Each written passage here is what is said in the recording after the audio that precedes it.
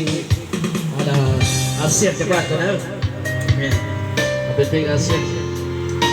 หัวสำรองมาสักเนาะกูรู้จักไปให้เจนวัน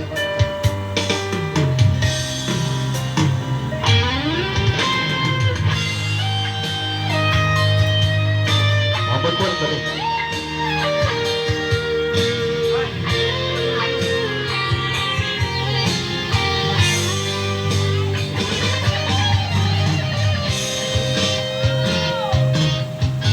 บ่ฮู้ว่าสิเฮ็ดจังใดคันหัวใจอ้างบ่มีเจ้าอ้ายเลยยอมคุกเข่าขอร้องอย่าเฝ้าทิ่มอ้ายได้บ่อ้ายยอมเป็นตัวสำรองยอมเป็นคนที่สองยังบ่มีใจ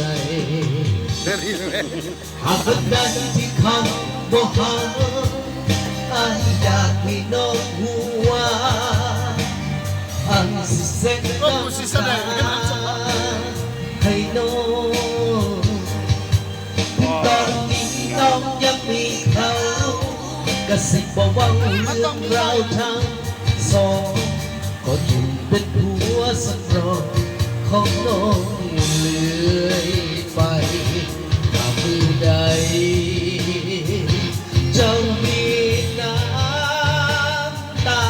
ให้น้องรู้ว่าไอ้สิซับน้ำตาแทนเขารู้ดีว่าไอ้ไม่ค่าแค่ผัวสำรองยอมรับตำแหน่งผัวมือสองคุณชิน้ำผัวใจเจ็บจากเขาคนนั้นไอ้จะไม่ฆ่ามันเป็นไรไม่เป็นไรจึงได้ไอ้ก็ทนได้ทำหัวใจไอ้ยอ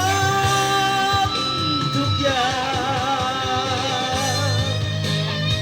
งบ้าเสียงได้จังวันนี้ลาไปเอาดิเสียงไม่เต็มได้แล้วจะขาดลีลาบ้าง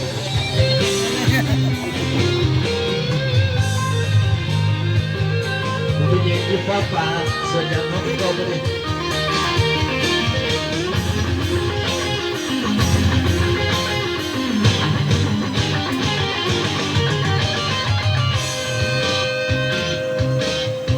หากวันใดที่เขา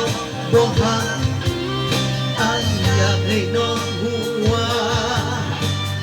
อ้ายสิซับน้ำตาให้น้องถึงตอนนี้น้องยังมีเขา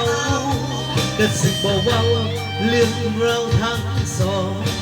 ก็อยู่เป็นผัวสำรองของน้องเลย